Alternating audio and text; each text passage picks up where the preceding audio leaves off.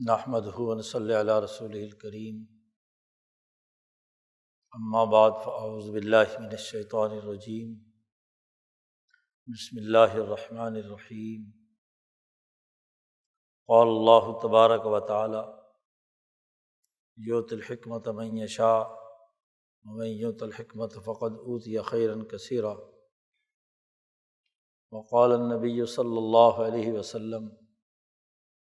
الحکمۃ ضالۃ المؤمن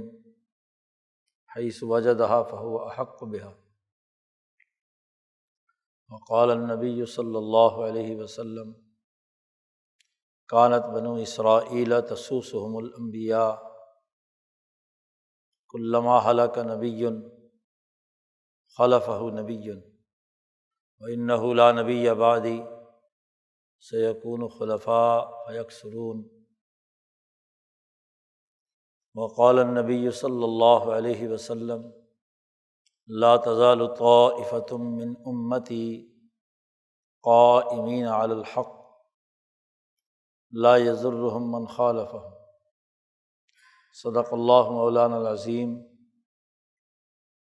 وصدق رسولہ النبی الکریم۔ معزز دوستو،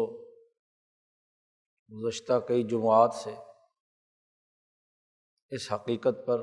گفتگو ہو رہی ہے کہ کتاب مقدس قرآن حکیم کی حکمت قرآنیہ کا فہم یہ آج کے مسلمان کی بڑی بنیادی ضرورت ہے۔ حکمت قرآنی سمجھے بغیر قرآن حکیم کی آیات اور احادیث اور شریعت کے مسائل کا کسی حالت، واقعے یا خبر پر اطلاق کرنا اور اسے ان مقاصد کے لیے استعمال کرنا، یہ سوائے دجل و فریب کے اور کچھ نہیں ہو سکتا۔ قرآن حکیم نے جو حکمت اپنے ماننے والوں کو سمجھائی ہے، نبی اکرم صلی اللہ علیہ وسلم نے جس کی تعلیم دی ہے، یعلمہم الکتاب والحکمہ، صحابہ نے جو تابعین اور تبع تابعین اور ان سے لے کر آج تک مجددین، اولیاء اللہ، علماء ربانیین نے دین اسلام کے فروغ کے لیے جسے انسانیت کے سامنے رکھا ہے، اس کا انکار کر کے یا اس کو نظر انداز کر کے محض آیات قرآنیہ اور احادیث کا خود ساختہ ترجمہ اور مفہوم، مسائل یا تخریجات جو شریعت کی ہیں ان کو من مانی تشریح کے ساتھ دور کے دجل و فریب اور سرمایہ داری نظام کے لیے استعمال کرنا، یہ پرلے درجے کا مکر و فریب اور دھوکہ ہے۔ باشعور اور عقل مند مسلمان وہ ہے کہ جو حکمت قرآنی کو پیش نظر رکھتا ہے، یا تو قرآن کی حکمت خود سمجھے، پڑھے، پڑھائے، اور اگر اپنے اندر یہ استعداد نہیں یا موقع نہیں ملا تو پھر جو حکماء اسلام ہیں، علماء ربانیین ہیں، جنہوں نے حکمت قرآنی کی اساس پر دین سمجھایا ہے، آیات قرآنی کا فہم منتقل کیا ہے، احادیث کے مطالب بیان کیے ہیں، شریعت حقانی کی تشریح کی ہے، تو پھر ان کی اتباع کرنی چاہیے۔ یہ بالکل بڑی واضح حقیقت ہے کہ اس بر عظیم پاک و ہند کیا بلکہ پوری دنیا میں حضرت الامام شاہ ولی اللہ دہلوی کا جو خانوادہ ولی اللہ ہی ہے، اس نے اس حکمت قرآن کو زندہ کیا ہے اور اس کی اساس پر دین اسلام کے فہم کی تجدید کا راستہ متعین کیا ہے۔ حکمت کی اسی اہمیت کو کتاب مقدس قرآن حکیم نے واضح کیا ہے، خود نبی اکرم صلی اللہ علیہ وسلم کی احادیث میں اس کی وضاحت ہے۔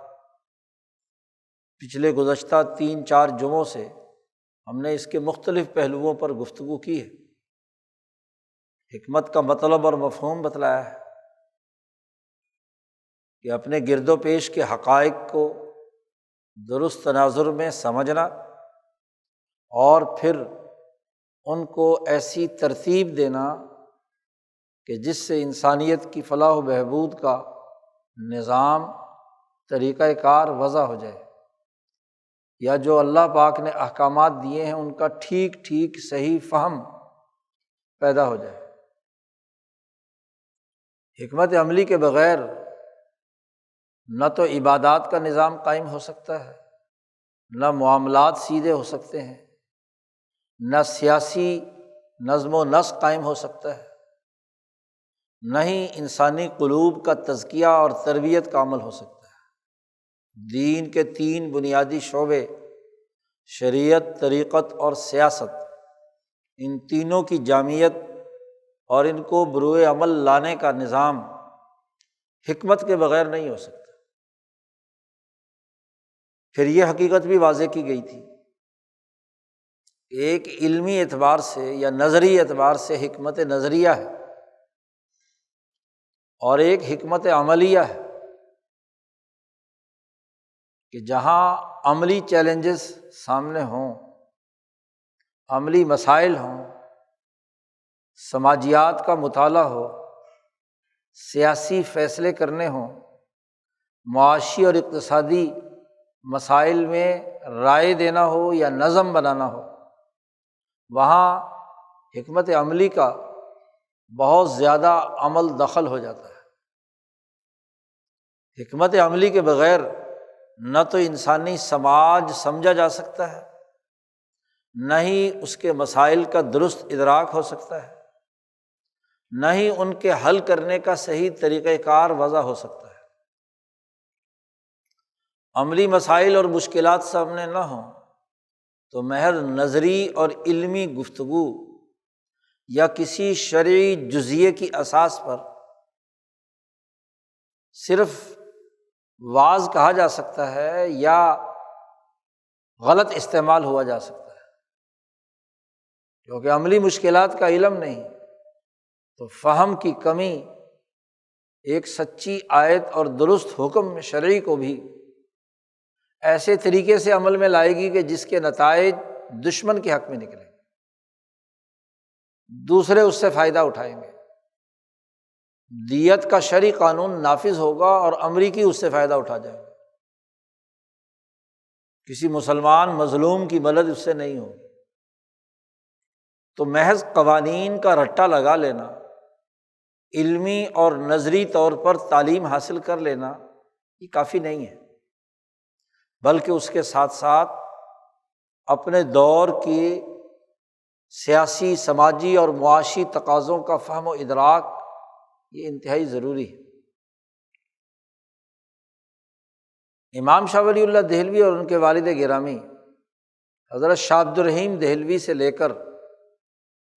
حضرت شاہ سعید احمد رائے پوری رحمۃ اللہ علیہ تک علماء ربانیین اور محققین کا وہ ولی اللہ سلسلہ رہا ہے جس نے حکمت عملی پر حکمت علمی اور نظری کی طرح ہی پوری تگ و تاز کے ساتھ جد و جہد اور کوشش کے ساتھ سمجھایا ہے۔ کوئی بھی نظریہ، کوئی بھی علمی قانون خلا میں نہیں ہوتا، اسے عمل میں لانے کے لیے حکمت عملیہ کا استعمال کیا جاتا ہے۔ گراؤنڈ کی بنیادی حقیقتیں کیا ہیں، زمینی حقائق کیا ہیں، معروضی صورتحال کیسی ہے، نظری بات زیادہ سے زیادہ وجود ذہنی رکھتی ہے کہ آپ کے دماغ میں ہے، آپ کے علم میں ہے، اس پر آپ نے بڑی داد تحقیق دی ہے، لیکن جو نظری یا علمی بات ہے اس کو زمین پر ظاہر کرنے کے لیے زمین چاہیے، اسباب چاہیے، وسائل چاہیے، ایک آدمی نماز پڑھنا چاہتا ہے، اس کے لیے کپڑے پاک چاہیے، جگہ پاک چاہیے، قبلہ رخ معلوم ہونا چاہیے، پانی چاہیے، کوئی پاک زمین چاہیے، وغیرہ وغیرہ وغیرہ لوازمات۔ اور اگر جماعت کرنا چاہتا ہے تو جماعت چاہیے، اکیلا ہے کوئی فرد وہاں نہیں تو جماعت کا نظریہ تو دماغ میں ہو سکتا ہے، لیکن عمل میں افراد ہوں گے تو جماعت ہوگی، افراد ہی نہیں، جنگل میں اکیلا ہے تو جماعت عملاً قائم نہیں ہو سکتی، فرد ہی ایک ہے۔ تو الغرض کوئی بھی علمی اور نظری بات حکمت عملی کے بغیر، عملی حقائق دیکھے بغیر وجود میں نہیں آ سکتی۔ اسی لیے جو سب سے بڑی خصوصیت اس ولی اللہ جماعت کی رہی ہے، حضرت مجدد الفسانی سے جس کا آغاز ہو جاتا ہے، اور مجددی سلسلے کے اہم ترین رکن رکین حضرت الامام شاہ ولی اللہ دہلوی رحمۃ اللہ علیہ کے والد گرامی حضرت شاہ عبد الرحیم دہلوی رحمۃ اللہ علیہ ہیں۔ دو واسطوں سے، بلکہ ایک واسطے سے، وہ حضرت مجدد رحمۃ اللہ علیہ کے خلفاء میں سے ہیں۔ انہوں نے اپنے صاحبزادے شاہ ولی اللہ دہلوی کو جو بنیادی حقیقت سمجھائی ہے علم دین کی تعلیم و تربیت کے ساتھ ساتھ، وہ حکمت عملی ہے۔ خود امام شاہ ولی اللہ دہلوی جو خود اپنے حالات لکھے ہیں انفاس العارفین میں، از جز لطیف کے نام سے فارسی میں، فرماتے ہیں کہ میرے والد صاحب نے مجھے حکمت عملی کا طریقہ سکھایا، اور پھر اللہ نے مجھے یہ توفیق عطا فرمائی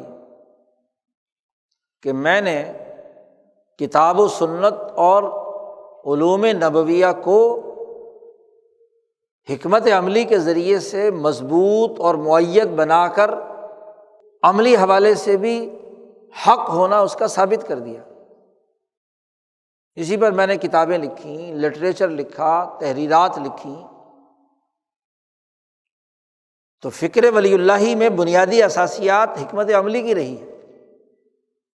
کہ گرد و پیش کے حقائق کے تناظر میں چیزوں کو دیکھا اور سمجھا جائے۔ شاہ عبد الرحیم دہلوی سے لے کر امام شاہ ولی اللہ اور ان کے صاحبزادے امام شاہ عبدالعزیز اور ان کے نواسے حضرت شاہ اسحاق تک، یہ ولی اللہ خانوادہ کہلاتا ہے۔ اس ولی اللہ خانوادے نے حکمت عملی کی اساس پر دین کے فہم اور شعور کا راستہ رکھا۔ اسی کو مولانا عبید اللہ سندھی فرماتے ہیں کہ یہ ولی اللہ جماعت ہے، یہ شریعت، طریقت اور سیاست کی جامع ہے۔ شریعت کس سیاسی پروسیجر سے عمل میں آئے گی، طریقت کس طور پر انسانی روحوں کے علاج معالجے کے لیے استعمال میں آئے گی، ورنہ عام طور پر مجدد الفسانی سے پہلے لوگ وہ صرف اور صرف طریقت کے پڑھنے پڑھانے کا عمل کرتے تھے، شریعت کے پڑھنے پڑھانے کا عمل کرتے تھے، اور وہ بھی جزیات اور تخریجات کا۔ حکمت عملی کے تناظر میں چیزوں کا جائزہ لینا اور اس کو بطور نظام زندگی کے پیش کرنا، اس کی ابتدائی راستہ مجدد الفسانی نے واضح کیا، اور اس پر پوری علمی عمارت، اس کا پورا نظام، پورے اس کے عملی تقاضوں کا شعور اور اس کا صحیح طریقہ کار پروسیجرز وہ امام شاہ ولی اللہ دہلوی نے متعین کیے۔ اس کا نام ہے فکر ولی اللہ۔ یہ چار بڑے بزرگ جو ایک ہی خانوادے کے ہیں، شاہ عبد الرحیم دہلوی، امام شاہ ولی اللہ دہلوی، ان کے صاحبزادے امام شاہ عبدالعزیز دہلوی، اور ان کے نواسے حضرت شاہ محمد اسحاق دہلوی۔ کیونکہ شاہ عبدالعزیز صاحب کی بیٹیاں تھیں، بیٹیوں سے یہ دو حضرت شاہ اسحاق صاحب اور ان کے چھوٹے بھائی شاہ یعقوب صاحب پیدا ہوئے۔ یہ وہ سلسلہ ہے ولی اللہ کا، اور جن کے اس بر عظیم ہی نہیں پوری دنیا میں متفق ہونے پر تمام علماء کا اتفاق ہے، مشرق کا ہو، مغرب کا ہو، شمال کا ہو، جنوب کا ہو، کیونکہ ان کو جو مرکزیت حاصل ہے، دنیا بھر کے علماء نے ان سے فیض حاصل کیا، علوم سیکھے، جامعیت سیکھی، عرب ہو، یمن ہو، شام ہو، پورا ہندوستان بر عظیم پاک و ہند ہو، ایران و توران ہو، ان کے جامعیت، تجدیدی عمل اور دین کا صحیح اور جامع فہم ان کی وجہ سے محفوظ رہا، حالانکہ یہ دور زوال کا دور ہے، مسلمانوں کا نظام ٹوٹ رہا ہے، اورنگزیب عالمگیر کا انتقال ہو چکا ہے، مغل ریاست شکست خوردہ ہے، اور 1857 تک شاہ اسحاق صاحب کے زمانے تک مغل سلطنت ٹوٹ پھوٹ کر اپنی رہی سہی جو ظاہری شکل و صورت تھی وہ بھی ختم کر چکی۔ ایسے میں حکمت عملی کی اساس پر علم زندہ کرنا یہ اس جماعت کی خصوصیت ہے۔ انہوں نے جو تجدیدی کام کیا ہے اس کو سمجھنے کی ضرورت ہے کہ کون سی حکمت عملی اور حکمت علمی انہوں نے استعمال کی ہے، میتھڈ کیا تھا، طریقہ کار کیا تھا۔ سادہ لفظوں میں اسے سمجھنا آج کے مسلمان کی ضرورت ہے۔ ہوتا یہ ہے کہ چونکہ بڑی تحقیقی اور علمی گفتگو امام شاہ ولی اللہ دہلوی نے کی ہے، بیچارے عام عوام تو کیا سمجھیں گے، عام علماء بھی سمجھنے سے قاصر ہوتے ہیں، اس لیے وہ سمجھتے پتہ نہیں کیا نئی چیز آ گئی۔ بنیادی بات سمجھیے، وہ بھی اگر حکمت عملی سے کچھ مس ہوگا، سیاسی سماجی انسانی معاشروں کا اگر کوئی تجزیہ کرنے کی صلاحیت اور رمق موجود ہوگی تو بات سمجھ میں آئے گی، ورنہ تو نہیں۔ بات یہ ہے کہ جب بھی عملی طور پر کوئی نظام قائم کیا جاتا ہے تو اس وقت کی معروضی صورتحال، اس وقت انسانوں کی کیفیات اور حالات، اس وقت جو زمینی حقائق ہوتے ہیں، سسٹم اس کے مطابق بنایا جاتا ہے۔ امام شاہ ولی اللہ فرماتے ہیں کہ یہودیوں کے زمانے میں ان کی عادات و اطوار بہیمیت اور حیوانیت کے درجے میں بہت زیادہ راسخ تھیں، اس لیے ان پر جو شریعت آئی، عملی نظام جو آیا وہ انتہائی سخت تھا، حیوانیت کو توڑنے اور ملکیت کو پیدا کر اللہ سے تعلق پیدا کرنے کے لیے۔ ان کے کپڑوں پر گندگی لگ جاتی، کپڑا کاٹنا پڑتا تھا، دھونے سے پاک نہیں ہوتا تھا، سختی تھی، کیونکہ اسی کپڑے میں اگر وہ پڑیں گے تو ان کے دماغ میں یہ فطور تھا کہ اس کپڑے کی گندگی کی نحوست ان کی حیوانیت کو ابھارتی تھی اور ملکیت کو دبا دیتی تھی۔ پاکیزہ ترین کپڑا اسے استعمال کرنا ہے جس میں کبھی گندگی نہ ہوئی ہو، جس کو قرآن حکیم نے بعد میں اسر اور اغلال کہا ہے، اور مسلمان جماعت کو اللہ نے یہ دعا سکھلائی ہے کہ ہمیں اس سخت قانون سے محفوظ فرما۔ اب نبی اکرم صلی اللہ علیہ وسلم آئے تو کپڑے پر اگر نجاست یا گندگی لگ جائے تو اسے دھو کر کیا ہے، پاک ہو جائے، کیونکہ آج کے انسان کی ضرورت قیامت تک اب ایسی ہی ہے۔ پہلے لوگوں کے لیے ساری کی ساری مسجد رسول اللہ صلی اللہ علیہ وسلم فرماتے ہیں نہیں بنائی گئی، جو مسجد مخصوص پاکیزہ مقام، کوئی صومعہ، کوئی گرجا، کوئی عبادت گھر جو اللہ کے لیے بنائی ہیں ان میں عبادت کر سکتے ہیں۔ آج مسلمانوں کے عالمی غلبے میں اور حالات کے مطابق نبی اکرم صلی اللہ علیہ وسلم پر پوری کی پوری زمین پاک کر دی گئی، جہاں جس وقت آپ کھڑے ہیں مسجد نہیں بھی ہے، اذان دیں اور صحرا میں، پہاڑ میں، جنگل میں کہیں بھی کھڑے ہو کر نماز پڑھ لو، جماعت کرا لو۔ جعلت لی الارض مسجدا وطہورا، حضور صلی اللہ علیہ وسلم نے فرمایا میرے لیے زمین پاکیزہ بنا دی اور سجدہ گاہ بنا دی، جہاں مرضی سجدہ کرو۔ انسانی سماج افراد کی صلاحیتوں، استعداد، معروضی حقائق کی بنیاد پر ہوتا ہے۔ امام شاہ ولی اللہ دہلوی نے ایک اور مثال دی ہے، بات سمجھائی کہ جس کسی علاقے کے اندر چور، ڈاکو، قاتل، لٹیرے قسم کی انسانیت کو نقصان پہنچانے والی قوم موجود ہو، جن کے اوپر بہیمیت کا بہت غلبہ ہے، وہ انسان دوست سسٹم اور سماجی قانون اور ضابطوں کو کوئی پرکا کے برابر بھی کیا ہے حیثیت دینے کے لیے تیار نہیں ہوتے۔ تو سسٹم کو نظم و ضبط قائم کرنے کے لیے ان پر یہ پابندی لگانے کا حق ہے کہ وہ ایک تو ہتھیار نہیں رکھیں گے، سواری پر نہیں چلیں گے، جی وہ لباس جو تکبر اور غرور پیدا کرے، جی تجبر پیدا کرے، وہ نہیں پہنیں گے، جی سادہ لباس پہنیں گے جو ان کی ضرورت کا ہے، بس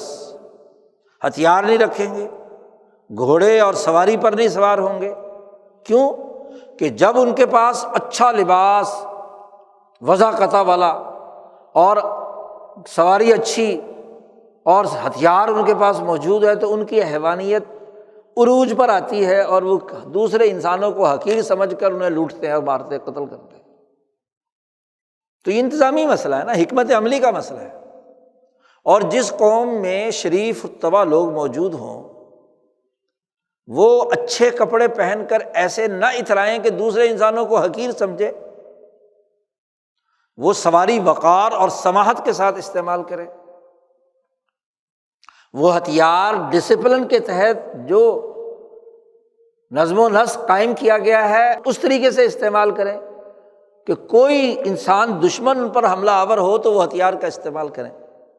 تو وہاں یہ پابندیاں نہیں لگائی جائیں۔ یہ جو کہا جاتا ہے کہ جی ذمیوں کے اوپر فلانے پر پابندی لگائی کہ لباس ایسا نہیں پہن سکتے، نشان لگائیں اور فلانا کریں، تو مجرموں کو آج کڑے پہناتے ہو تم، جی فورتھ شیڈول والوں کو کیا مطلب ہے اس کا کہ وہ شرارتی دہشت گرد ہے، اس نے شرارت کرنی ہے، لہذا اس کو کڑا لگاؤ، پتہ چلتا رہے کہ کس ضلع میں گھومتا پھر رہا ہے۔ اسی طریقے سے عملی چیزیں وجود میں آتی ہیں اور انہیں قانون کے ذیل میں ضمنی بائی لاز کہا جاتا ہے، ضمنی قانون کہا جاتا ہے، تخریجات ہوتی ہے۔ ایک بنیادی قانون ہے، اور بنیادی قانون ہے مثلاً انسانیت میں امن قائم کرنا۔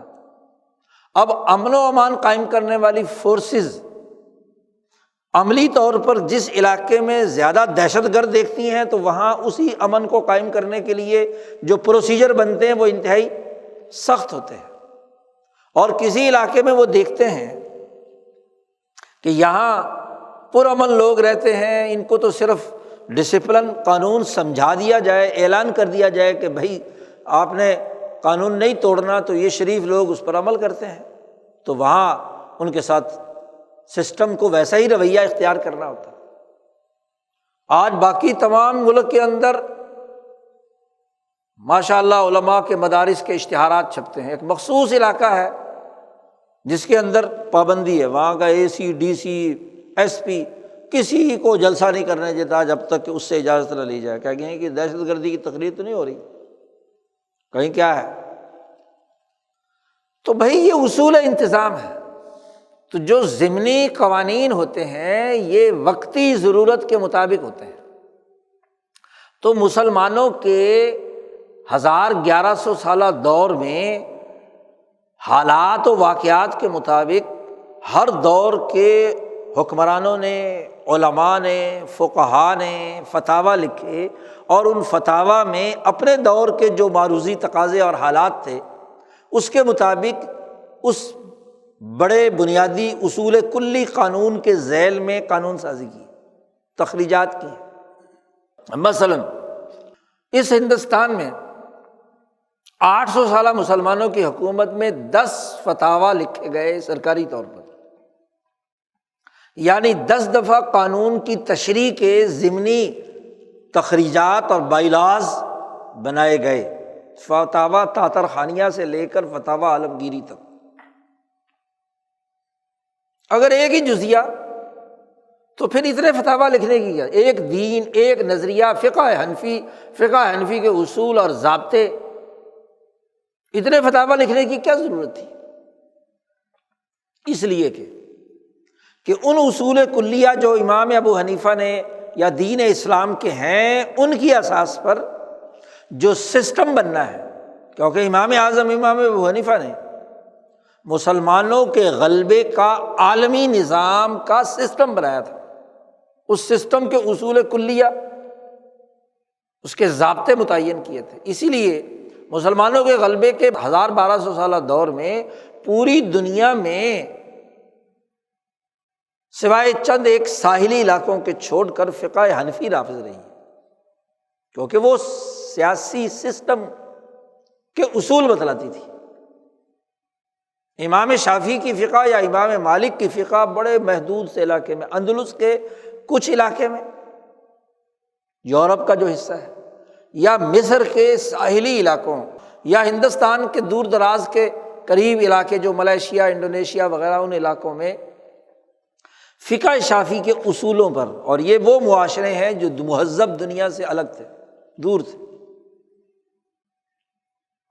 خط استوا پر واقع ممالک ایشیا، عرب اور افریقہ کے، ان کا نظام جو عملی طور پر تھا وہ امام اعظم امام ابو حنیفہ کی فقہ نے مرتب کیا۔ تو ان اصولوں کی روشنی میں جزیات بنائے گئے، ضمنی قاعدے بنائے گئے، طریقہ کار وضع کیا گیا۔ اور پھر اس سے یہ بات بھی واضح ہوتی ہے کہ علماء ماوراء النہر نے اور طرح کے ضابطے بنائے، اور جو ماوراء النہر سے اس طرف کے تھے انہوں نے دوسرے بنائے۔ ماوراء النہر دریائے آمو کو کہتے ہیں، دریائے آمو سے پار تاشقند، سمرقند، وسطی ایشیائی علاقے میں فقہ حنفی نے وہاں کے سرد ماحول اور وہاں کی ضروریات اور تقاضوں کے مطابق اس کے عملی پروسیجر، قوانین اپنے انداز میں بنائے۔ اور چونکہ وہاں سے دین یہاں ہندوستان میں آیا تو ہندوستان کے جو شمالی علاقہ جات ہیں، جو سرد، عام طور پر سردی کے اثرات جس پر ہیں، وہاں وہی قانون لاہور، دلی وغیرہ یا افغانستان اسی کا غلبہ رہا۔ اور ایک ایران اور اس سے اوپر عراق، اس کی نوعیت اور طرح کے علماء عراق علماء ماوراء النہر کے مقابلے پر ہیں، تو انہوں نے اپنے حالات اور تقاضوں کے مطابق جیسی ضروریات تھی ویسی انہوں نے کیا ہے۔ یہی حنفیت جب افریقہ گئی تو افریقہ کے حالات کے تناظر میں اس نے ضمنی بائی لاز بنائے۔ ترکی اور استنبول میں تھی جہاں یورپ بھی ہے اور ایشیا بھی ہے، تو وہاں کی ضروریات کے مطابق آخر وقت تک ترکی قانون عثمانیوں نے آخری صدیوں کے اندر اس کو نظر ثانی کر کے اس کو بنوایا ہے۔ تو ضمنی قوانین یا تخریجات فقہیہ جنہیں کہتے ہیں، وہ اپنے حالات کا اور تقاضوں کے مطابق بنتی ہیں، حکومت کے اس ڈھانچے کے اساس پر۔ اب یہ ڈھانچہ ٹوٹ رہا ہے، اورنگزیب عالمگیر کے بعد حکومتی نظام ٹوٹ رہا ہے، فتنے کی زد میں ہے، 10 بڑے حکمران گزر چکے، یکے بعد دیگرے، نظام کے اندر خلل بنیادی طور پر پیدا ہو گیا، اور اس کی اساس پر جو ضمنی بائیلاز اور قوانین ہیں ان کا من مانا استعمال شروع ہو گیا۔ مثلاً کسی علاقے میں چوروں، ڈاکوؤں اور قاتلوں کو روکنے کے لیے کچھ سخت قوانین نافذ کیے گئے تھے یہاں کے علاقوں میں، مثلاً دلی سے آگرہ کے درمیان یہاں کے وہ لوگ جنہیں جاٹ کہا جاتا ہے، یعنی ان پڑھ جاہل، ان پر پابندی تھی کہ وہ گھوڑے استعمال نہیں کریں گے، اکبر اعظم کے زمانے سے تلوار نہیں استعمال کریں گے، کیونکہ جو قافلہ دلی سے آگرہ جاتا تھا اسے لوٹ لیتے تھے۔ اب اگر بعد میں آنے والے اسی کو شریعت ثابت کریں کہ جی شریعت کا قانون ہے، کیونکہ علماء نے فتویٰ دیا ہے، اور اس کو شریعت مقدسہ قرار دے کر اس کو پورے ہندوستان پر نافذ کریں، تو یہ حکمت عملی کے خلاف بات ہے۔ جی حکمت عملی کے خلاف بات ہے کہ ایک مخصوص علاقے کے مخصوص قانون کو، یہ جیسے اورنگزیب عالمگیر نے بعض جگہوں پر جزیہ نافذ کیا، ٹیکس نافذ کیا، اس لیے کہ جب وہ ان کے پاس دولت آئی ہوئی تھی اور اس دولت کے نتیجے میں بغاوت پیدا ہوتی تھی، تو بغاوت کو کنٹرول کرنے کا ایک قانون اور ضابطہ تھا، اور جہاں شریف لوگ اور سسٹم کو ماننے والے، قبول کرنے والے ہیں، ان کے لیے کوئی جزیہ نہیں تھا۔ بھائی یہ جو ٹیکس کی زیادتی بھی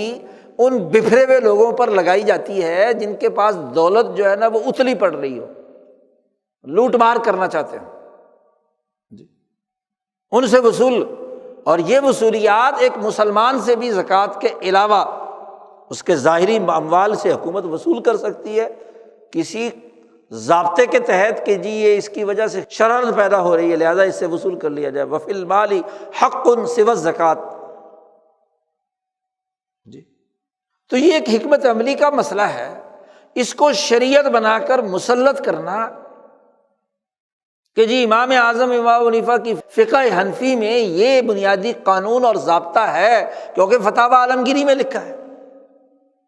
کیونکہ فتاوی شامی میں لکھا ہے، کیونکہ فلاں فتاوے میں لکھا ہے، لہذا یہ شرعی مسئلہ ہے، اس کو نافذ کر دو، بغیر کسی سوچے سمجھے، بغیر کسی اصول انتظام، بغیر کسی سیاسی معاشی تقاضوں کے اسے مسلط کر دیا جائے۔ یہ زاویہ فکر زوال کے زمانے میں ہوتا کیا ہے، سیاسی طاقت جب کسی ریاست کی ختم ہوتی ہے اور وہاں انتشار پیدا ہوتا ہے تو پھر وہ ایسے ضمنی قوانین کو جس کا جی چاہتا ہے وہ اس کے مطابق اس سے چپٹ جاتا ہے، اس کے اگر مفادات اس سے وابستہ ہوں، مثلاً اس طرح کے ٹیکس سے وہاں کی جو فورسز ہیں یا وہاں کی جو حکمران یا سردار ہے طوائف الملوکی کے زمانے میں اس کو دولت آ رہی ہے تو وہ کیوں بند کرے گا، چاہے وہ کتنے ڈسپلن والے لوگ کیوں نہ ہو جائے، جی مفادات وابستہ ہو گئے۔ ظلم کا جب نظام ہوتا ہے، انتشار پیدا ہو جاتا ہے کسی سسٹم میں، تو جس پارٹی کا جہاں داؤ لگتا ہے وہاں کوئی بھی ٹیکس اگر نافذ ہو گیا کسی ضرورت کی وجہ سے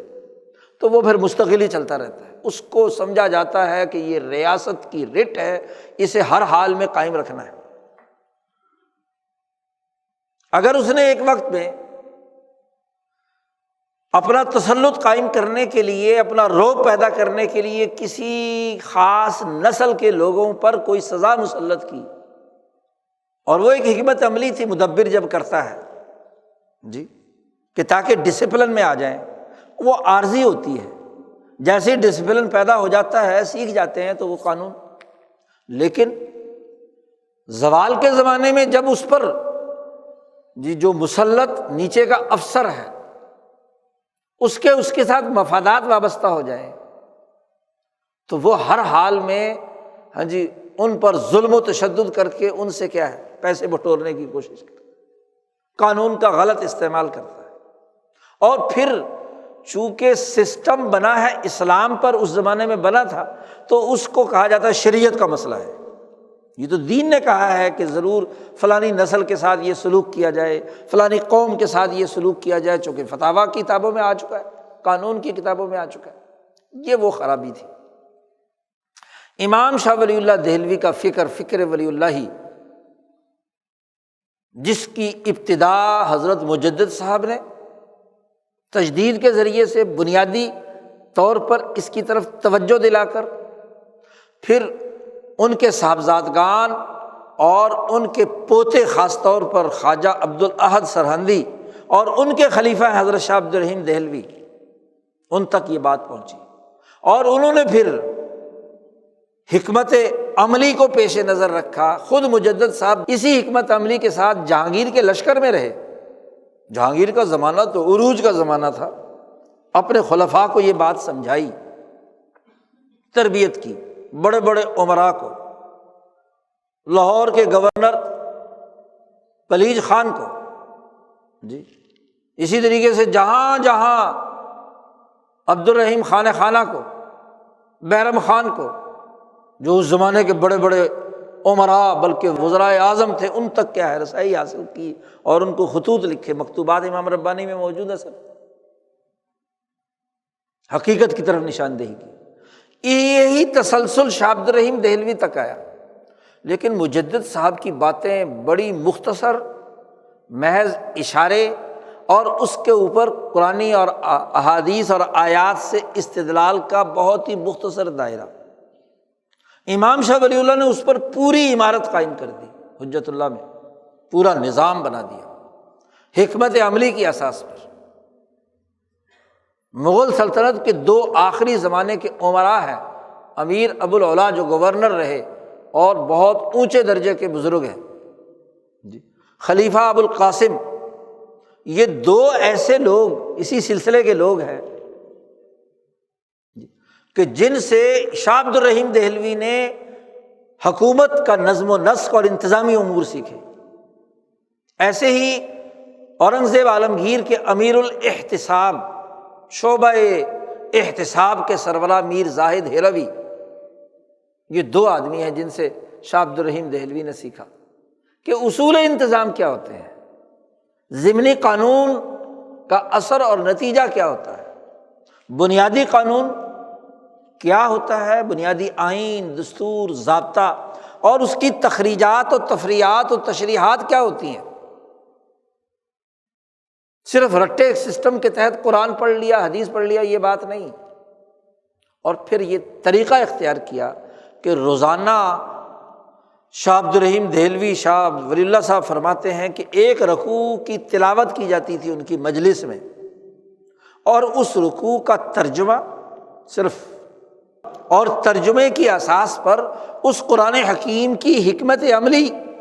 پڑھائی اور سکھائی جاتی تھی۔ شاہ عبد الرحیم دہلوی نے پورا قرآن اس طریقے سے اس کا انداز و اسلوب اختیار کیا۔ شاہ ولی اللہ صاحب نے اس کو پوری زندگی اپنا معمول رکھا، اور پھر شاہ عبد العزیز دہلوی رحمۃ اللہ علیہ نے قرآن کو اس حکمت عملی کی اساس پر، قانون کی بنیاد کیا ہے، اس کے ضمنی بائیلاز کیا ہیں، اور انہیں معروضی حقائق کے تناظر میں کیسے استعمال میں لایا جا سکتا ہے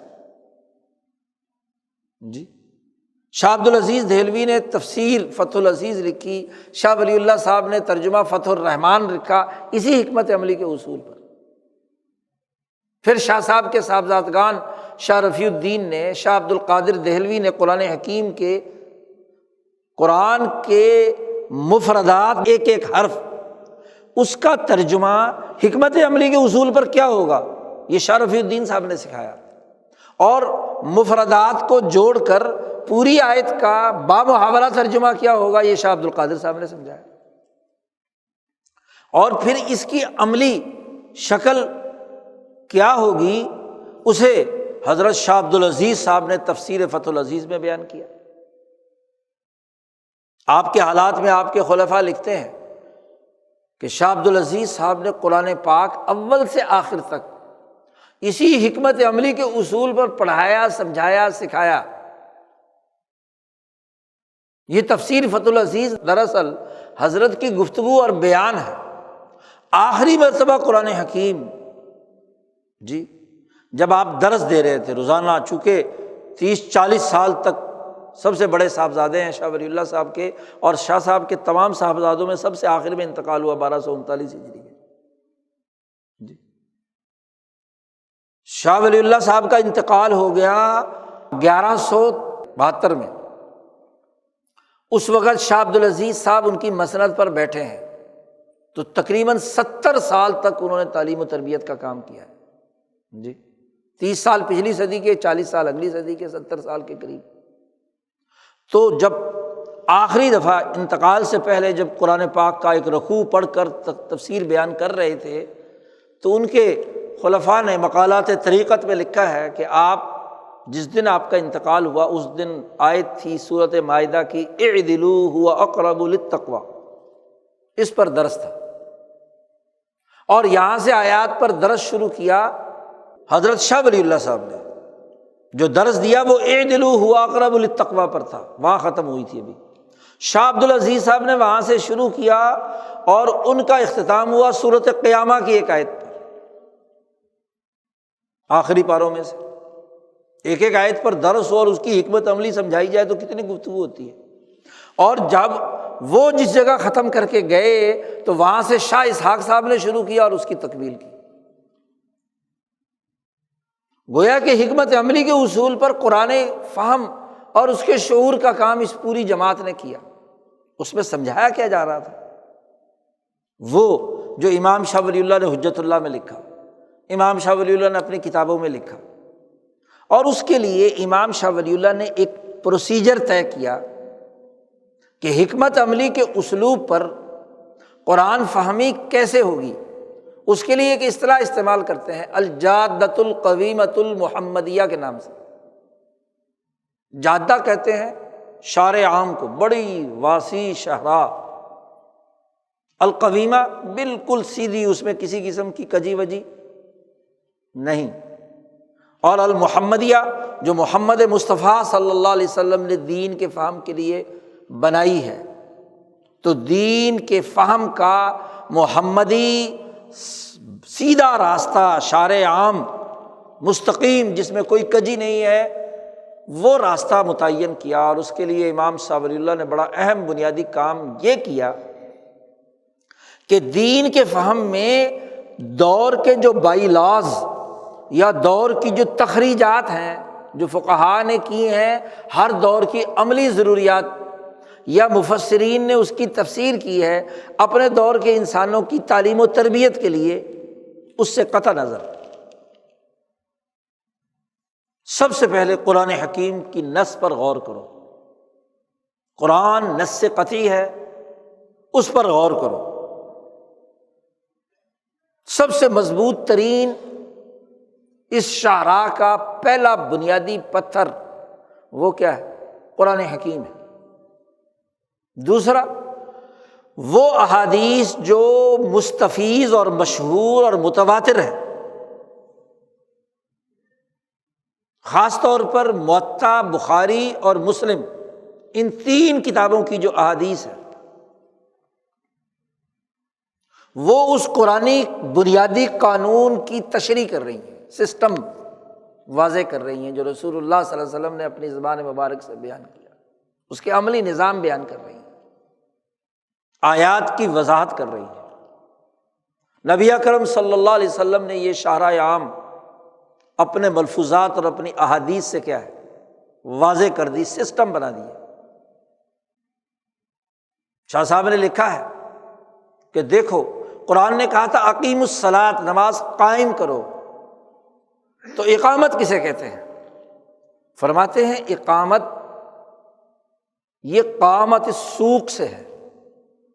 کہ بازار گرم ہو گیا، جب خرید و فروخت، جب یہاں بھی سودے ہو رہے ہیں، یہاں بھی سودے ہو رہے ہیں، یہاں بھی سودے ہو رہے ہیں، ہاں جی، بازار میں خوب رونق آ گئی۔ اس کا مطلب ہے اقیم الصلاۃ کا الترویج والاشاعہ۔ نماز کو گری پڑی ہے جسے اٹھا کر کھڑا کر دینا، ترویج اور اشاعت، یہ قویمہ ہے، یہ اقامت ہے۔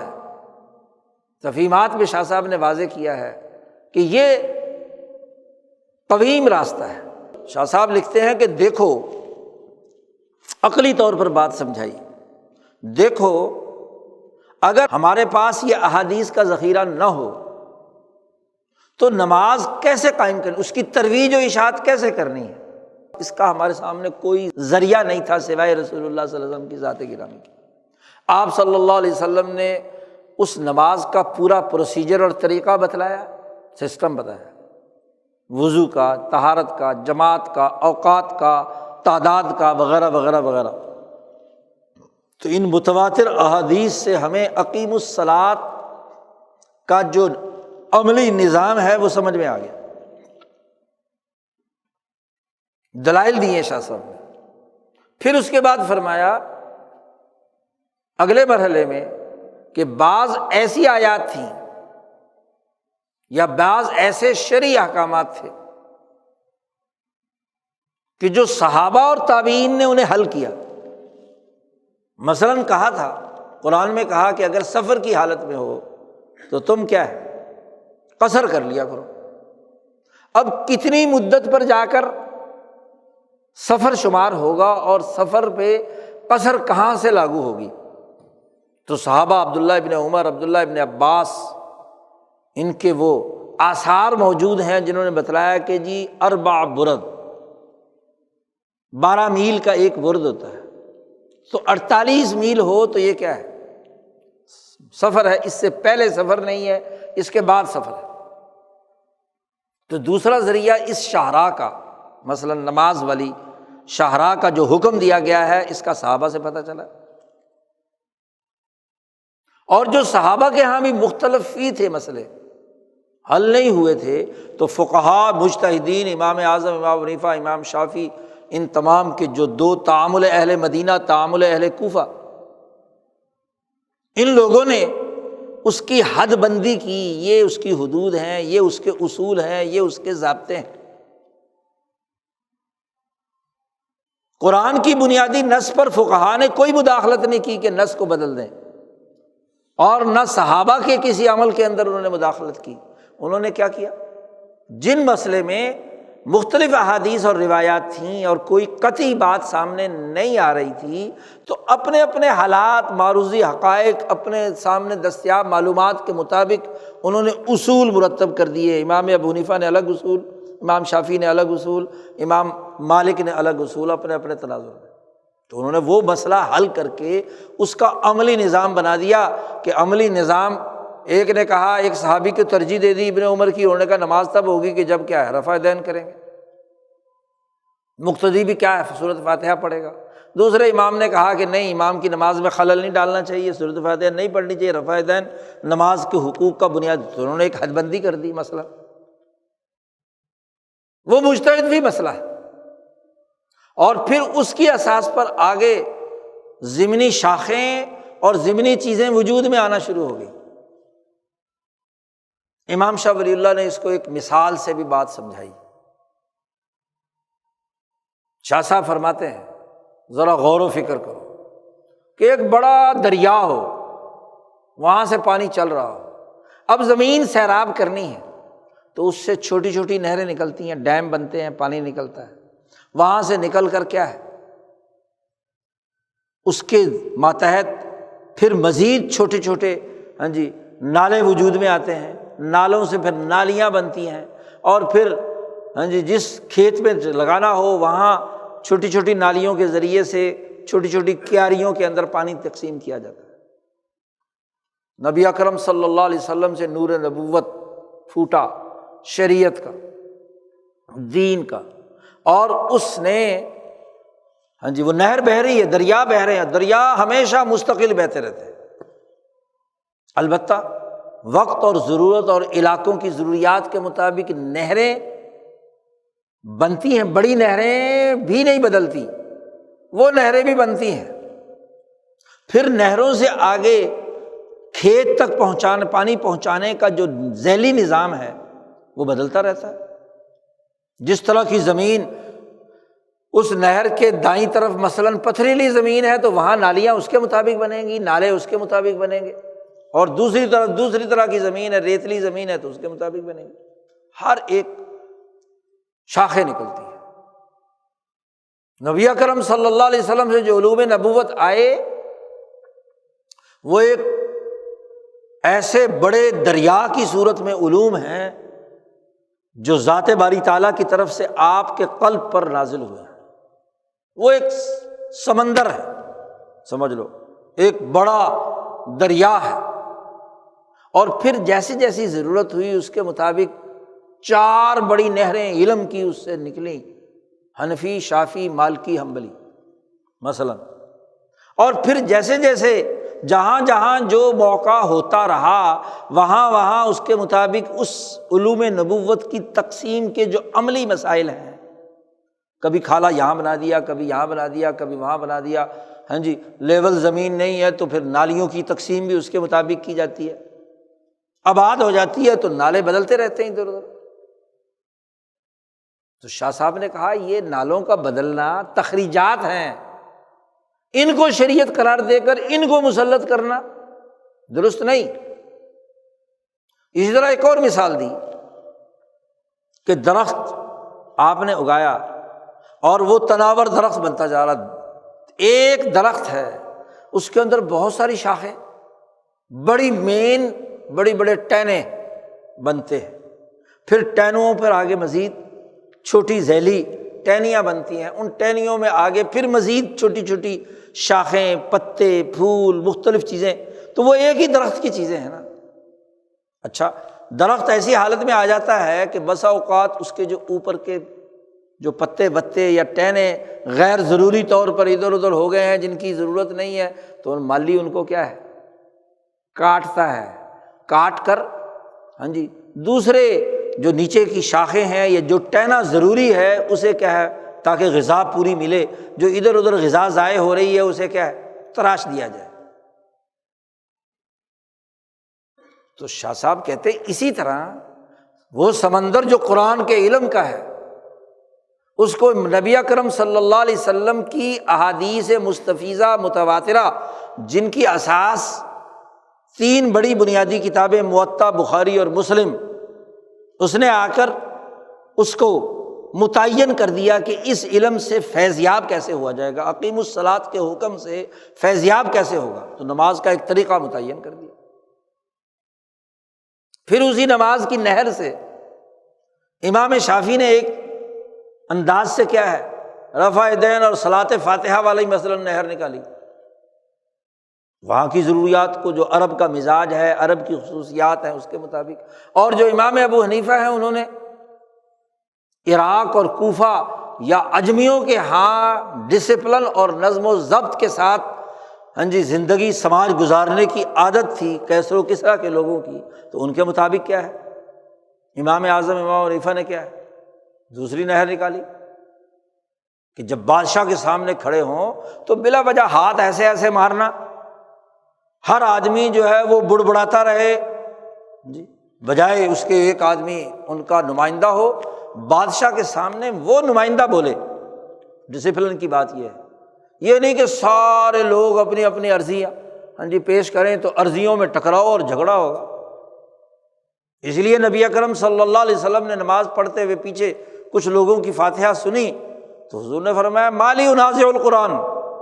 کون ہے جو مجھ سے قرآن میں جھگڑا کر رہا ہے، تمہاری جو آواز کی پھس پھس ہے یہ مجھے ہاں جی ڈسٹرب کرتی ہے پڑھنے میں۔ امام ابو حنیفہ نے اس کو ترجیح دے دی۔ تو شاہ صاحب کہتے ہیں کہ اسی طرح وہ ایک 4 بڑے ٹہنے اس درخت نبوت پر، جس کی مثال خود قرآن نے دی ہے شجرہ طیبہ کے طور پر، کہ جس کی اصلھا ثابت و فرعھا فی السماء، نبوت کی مثال اس درخت سے دی ہے، اس سے 4 بڑے بڑے دائرے جو ہے نا وجود میں آئے، حنفی، شافعی، مالکی، حنبلی۔ پھر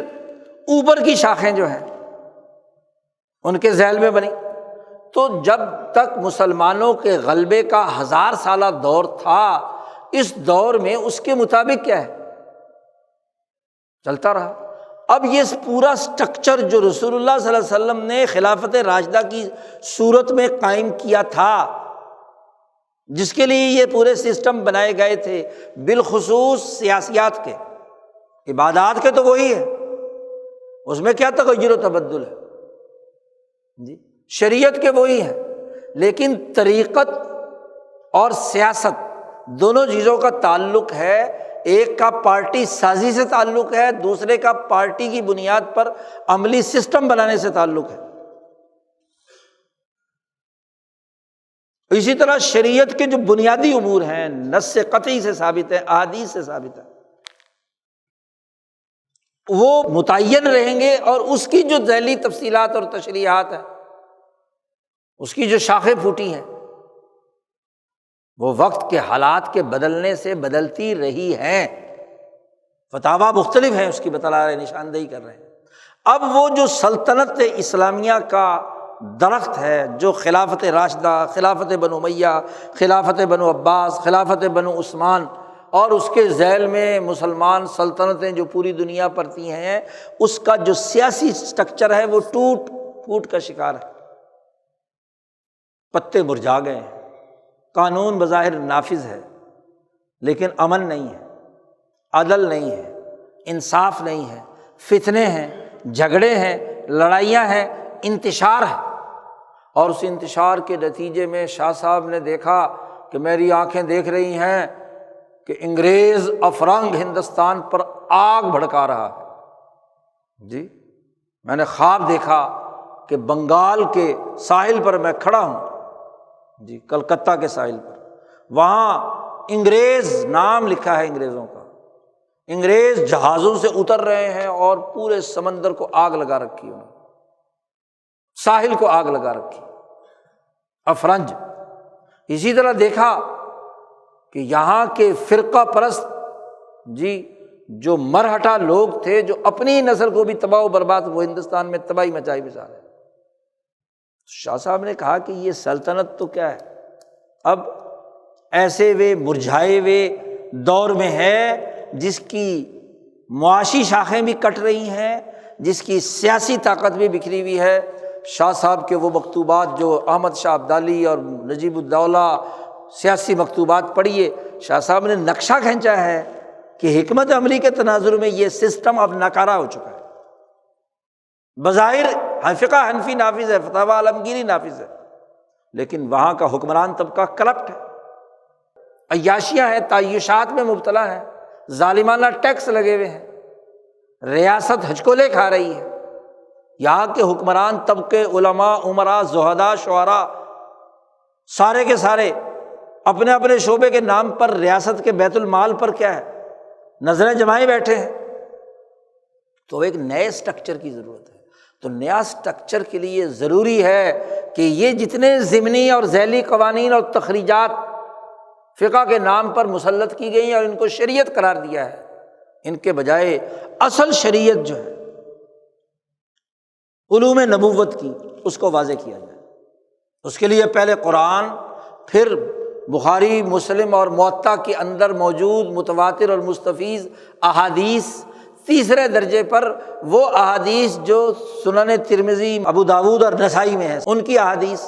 پھر اسی کے ساتھ ساتھ ان احادیث کو قبول تب کیا جائے گا کہ جب یہ جو بڑے مکاتب فکر ہیں فقہ کے، مالکی، شافعی، حنبلی، حنفی، یہ اس سے اختلاف نہ کر رہے ہوں۔ جہاں اختلاف کر رہے ہوں تو گویا کہ ہم یہ سمجھیں گے کہ دو فقہا نے ایک حدیث کے فہم میں، ہاں جی، دو حدیثوں میں سے ایک کو ایک نے ترجیح دیا، تو ایسے بھی کیا جا سکتا ہے۔ جہاں ضرورت ہو وہاں ایک کو استعمال کر لو، نہیں تو دوسری کو۔ جھگڑے کی بات کیا ہے؟ اس ترتیب سے شاہ صاحب نے وہ الجادۃ القویمہ المحمدیہ متعین کیا کہ اب شریعت مقدسہ اس چیز کا نام ہے۔ یہ ضمنی بائلات جو وقتی ضرورت اور اصول انتظام کے ساتھ وجود میں آئے ہیں، ان کو شریعت کہنا چھوڑ دو، اور مفاد پرست طبقہ اس شریعت کے نام پر لوگوں کا استحصال کر رہا ہے۔ چونکہ فتاوی عالمگیری میں وہ ٹیکس ضرورت کے مطابق لگائے گئے تھے اس زمانے میں، لہذا آج بھی ہمیں لوٹ کھسوٹ کے لیے ٹیکس لگائے رکھنا ہے۔ جی وہاں اگر اجتماعی ضرورت کے لیے مثلاً استعمال ہو رہے تھے، آج ذاتی اور انفرادی لوٹ کھسوٹ کے لیے استعمال ہو رہے ہیں۔ کوئی قانون وقتی طور پر کہیں امن و امان قائم کرنے کے لیے نافذ ہوا تھا، آج شریعت کے نام پر مسلط کر کے اس سے کیا قانون سے امراء اور علماء فائدے اٹھا رہے ہیں۔ یہ وہ کام ہے جو شاہ صاحب نے کیا۔ اس لیے اپنے دور کے علماء کو کہا کہ تمہارا حالت، بلکہ سارے طبقوں کو مخاطب کیا۔ تفہیمات الہیہ میں پوری تفہیم موجود ہے کہ اس زمانے کا رنگ یہ ہے کہ یہ تمام طبقے اپنے اپنے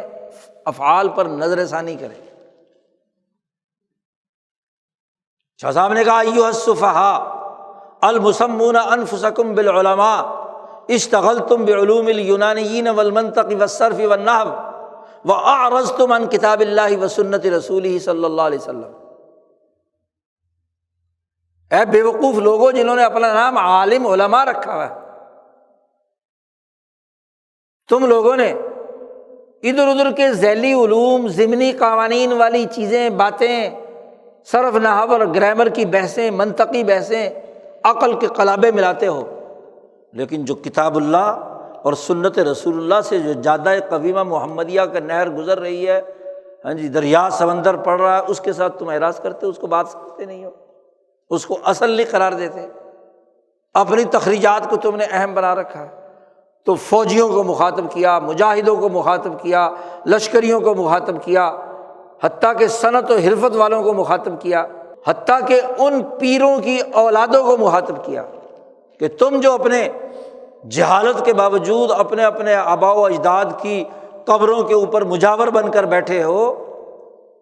کہ جی میں فلاں پیر کا بیٹا ہوں، علم ندارد، لیکن ضلوا فاضلوا، گمراہ کرتے ہو، غلط فتوے جاری کرتے ہو، تم نہ علم سیکھا، نہ جادہ قویمہ سیکھا، نہ قرآن سیکھا، نہ حدیث سیکھی، نہ اس فکر ولی اللہ کو صحیح طور پر سمجھا، نہ شریعت مصطفیہ کو سمجھا، اور تم جناب تعویذ بانٹتے ہو، دم درود پھوکے مارتے ہو، نذرانے وصول کرتے ہو، اور جہالت پھیلاتے ہو، جھوٹی باتیں منتقل کرتے ہو۔ پوری خبر لی ہے شاہ ولی اللہ صاحب تمام طبقوں کی۔ تو شاہ صاحب نے اس کے مقابلے میں یہ جادہ قویمہ متعین کر کے حکمت عملی کی اہمیت واضح کی، یہ بنیادی کام۔ اور پھر اسی کی اساس پر امام شاہ عبدالعزیز نے جب یہ دیکھا، حکمت عملی کے اصول پر ہی دیکھا کہ جو بات انہوں نے اپنے والد گرامی اور جماعت ولی اللہ سے سیکھی، ان کے استاذ ہیں خواجہ محمد امین ولی اللہ جو شاہ ولی اللہ صاحب کے شاگرد کشمیری ہیں، پیشے کے اعتبار سے کارپینٹر ہیں، نجار ہیں، لیکن شاہ صاحب کے پاس ساری عمر گزار دی اور علوم سیکھے، شاہ عبدالعزیز کے استاذ ہیں۔ فتح الرحمن کا ترجمہ انہی کی وجہ سے پوری دنیا میں نشر ہوا۔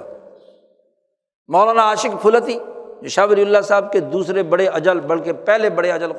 خلفاء میں سے ہیں، جن کو شاہ صاحب نے اپنا ہمزاد گویا کہ قرار دیا ہے، ان سے سیکھا شاہ عبدالعزیز صاحب۔ مولانا سندھی فرماتے ہیں کہ جب دلی پر انگریز سامراج کا قبضہ ہو گیا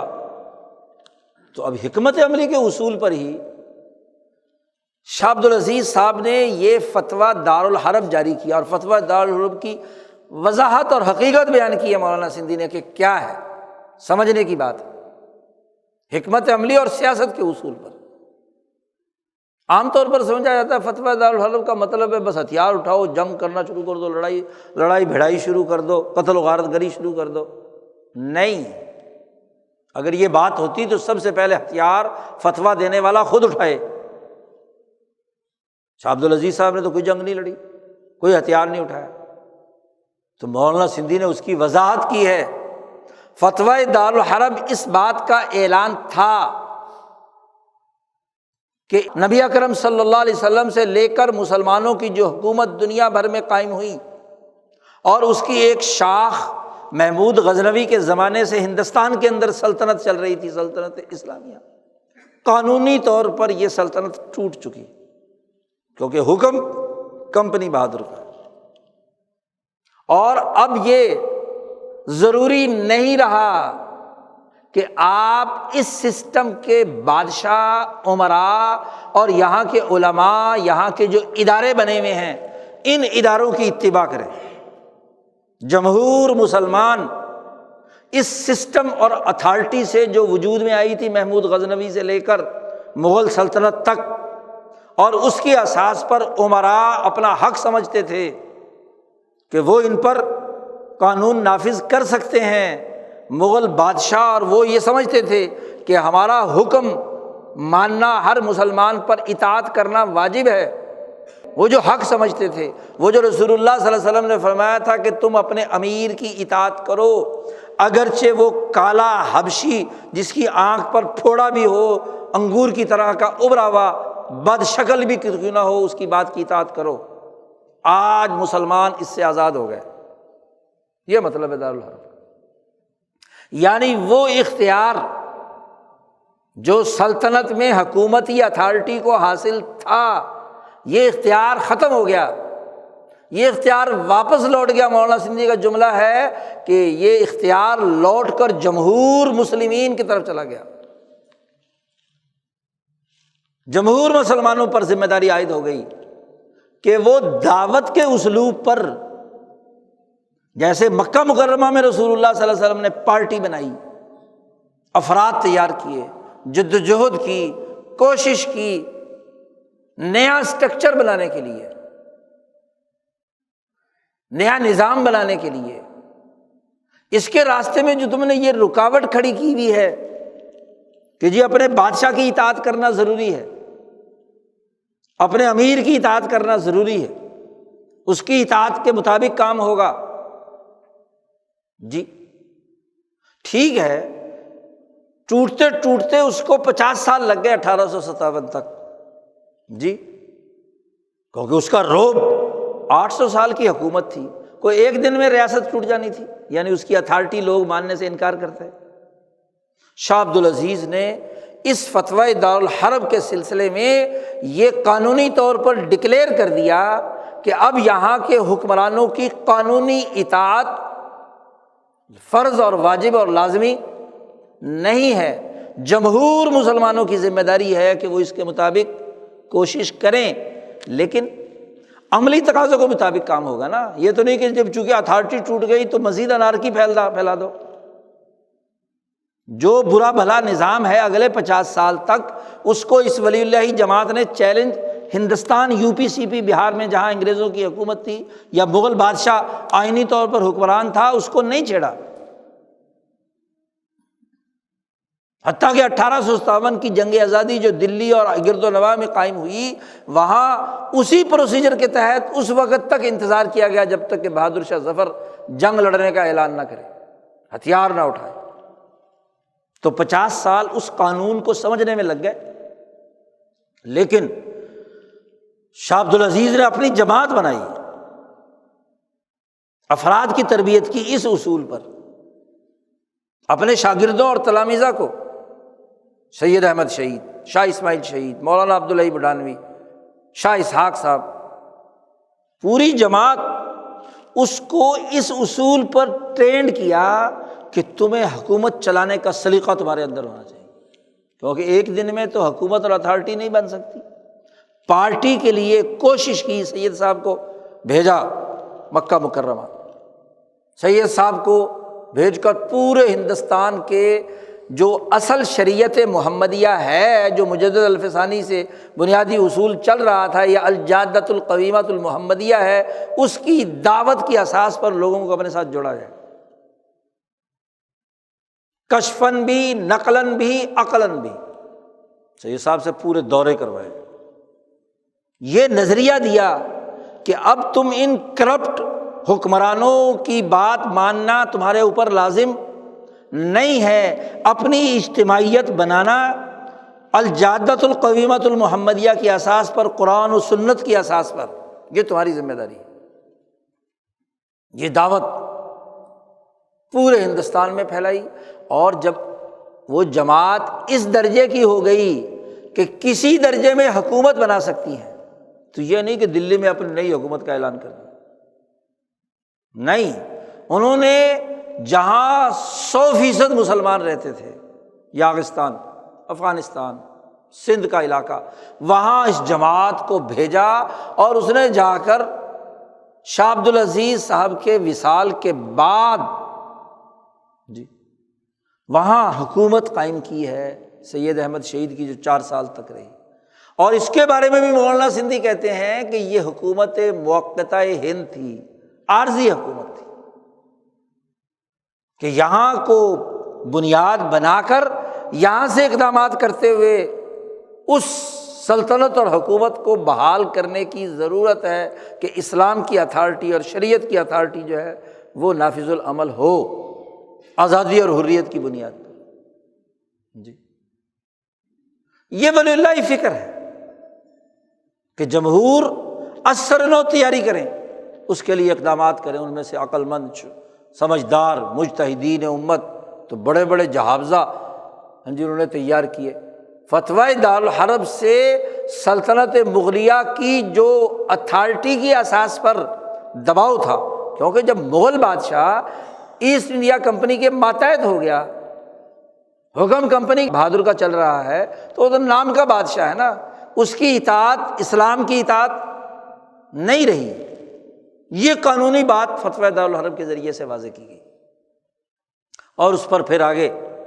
50 سال کی جدوجہد کا نتیجہ 1857 تک جنگ آزادی کا، پورے ہندوستان کے جمہور نے بیک وقت انگریز سامراج اس کمپنی کے خلاف بغاوت کی، جدوجہد کی، کوشش کی کہ اب جمہور اختیار اپنے ہاتھ میں لے، اس کے لیے اقدامات کرے۔ 1857 میں صورتحال بالکل ہی بدل گئی کہ جو رہا سہا نظام تھا وہ بھی غداروں، منافقوں اور امراء کے نتیجے میں شکست سے دوچار ہو گیا اور مکمل قبضہ اور تسلط انگریز سامراج کا ہو گیا۔ تو اب ولی اللہ ان شاہ عبد العزیز اور سید احمد شہید کی تربیت یافتہ جماعت، ان کی شہادت کے بعد اس کے رہنما تھے شاہ محمد اسحاق دہلوی، اور شاہ محمد اسحاق دہلوی نے پھر اپنا مرکز، کیونکہ یہاں سے انہیں حجاز جانا پڑا چھوڑ کر، تو انہوں نے مرکز مکہ مکرمہ پہ بنایا، اور اس کے لیے پھر ضرورت پیش آئی کہ یہاں تربیت یافتہ افراد اپنا مرکز بنائیں ذیلی۔ شاہ اسحاق صاحب کی زیر نگرانی ان کے تربیت یافتہ، ان سے تعلیم حاصل کرنے والے، علمی اعتبار سے شاہ عبد الغنی مجددی، اور سیاسی عمارت اور رہنمائی جنہوں نے 1857 کی جنگ آزادی لڑی، امیر امداد اللہ سید الطائف حاجی امداد اللہ مہاجر مکی، ان کے سرپرستی میں 1857 کے 10 سال بعد 1866 میں اس بر عظیم پاک و ہند میں مولانا قاسم نانوتوی، مولانا رشید احمد گنگوہی، انہوں نے مرکز بنایا۔ اس مرکز کی ہدایات حاجی امداد اللہ مہاجر مکی سے، وہاں سے ایک نئی جماعت کی شیرازہ بکھر چکا ہے، شریعت محمدیہ الجادۃ القویمہ کی اساس پر ایک نئی جماعت جو اس اصول پر ہو کہ اس اصول پر افراد سازی کی جائے۔ یہ جو شریعت کے نام پر تخریجات فقہیہ کو بنیاد بنا کر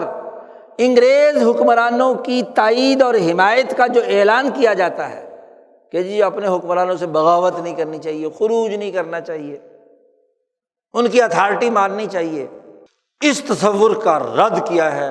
حاجی امداد اللہ مہاجر مکی، مولانا قاسم نانوتوی، مولانا رشید احمد گنگوہی،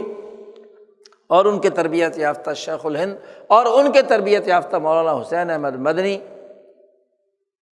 امام انقلاب مولانا عبید اللہ سندھی، مفتی اعظم مفتی کفایت اللہ دہلوی، اور شیخ الہند کی پوری جماعت شاہ عبد الرحیم رائے پوری، ان کے آگے تربیت یافتہ شاہ عبد القادر رائے پوری، شاہ عبد العزیز رائے پوری۔ یہ وہ ولی اللہ اسکول آف تھاٹ ہے کہ اب اس کی اساس پر کام ہونا چاہیے۔ مولانا سندھی نے یہاں بہت اچھا تجزیہ کیا ہے حکمت عملی کے اصول پر، کہ انگریز سامراج سمجھتا تھا کہ یہ جو جماعت ہے جو دیوبند میں بنی ہے، یہ جو جماعت ہے یہ سید احمد شہید کی جماعت کا تسلسل ہے، یہ شاہ ولی اللہ کے اس فکر پر ہے جو جادہ قویمہ محمدیہ کی اساس پر قرآن حکیم کے اس علمی سمندر سے غوطہ زن ہو کر جدید دور کے تقاضوں کے مطابق سسٹم بنا رہی ہے۔ جب جمہور عوام کو اپنی طرف متوجہ کرنا ہے تو اس زمانے کے جمہور عوام کی زبان اردو تھی، تو مولانا محمد قاسم نانوتوی نے جتنی بھی کتابیں، تقریریں، کام کیا وہ اردو زبان میں تھا، جمہور کو موٹیویٹ کرنے کے لیے، تحریک پیدا کرنے کے لیے۔ حتیٰ کہ مولانا سندھی کہتے ہیں کہ بسم اللہ الرحمن الرحیم بھی عربی میں نہیں لکھی، اس کا بھی اردو میں ترجمہ لکھا، الحمدللہ کا بھی اردو ترجمہ کتاب کے شروع میں لکھا، کیونکہ عوام، جمہور، مسلمان، انہیں شریعت حقانی سکھانی ہے، انہیں تخریجات فقہیہ کے اندر الجھانا نہیں۔ لیکن انگریز سامراج نے ایک اور کام کیا کہ شریعت کے نام پر لفظ شریعت استعمال کیا،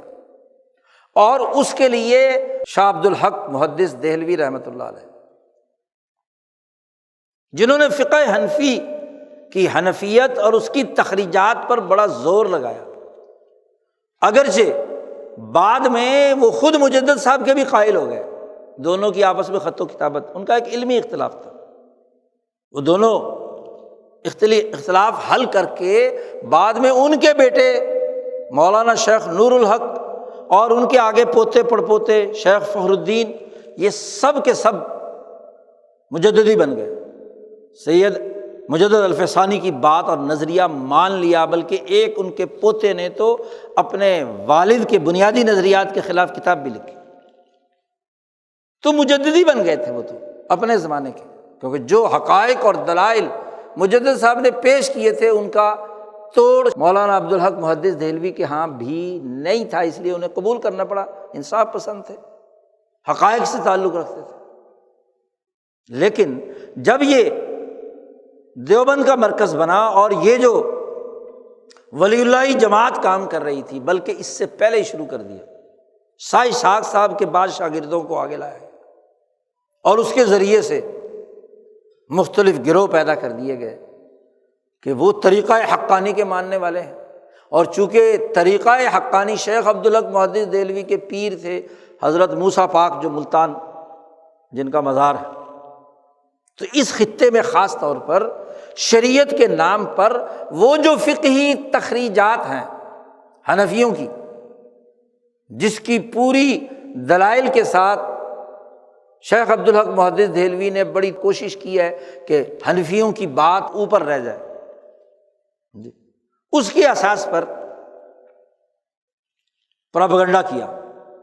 کہ یہ جو جادہ قویمہ محمدیہ ہے تو ٹھیک، لیکن امام ابو حنیفہ اور یا فقہ حنفی کے علماء جن میں ابن عابدین شامی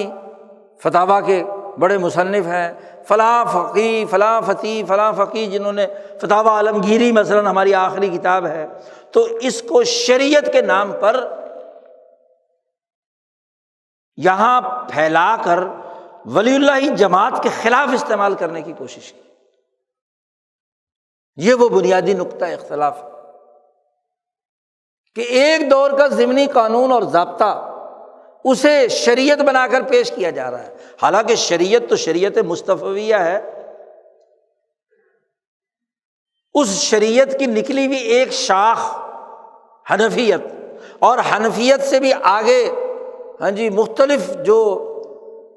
متاخرین نے اس میں تخریجات اور ضمنی قوانین بنائے ہیں،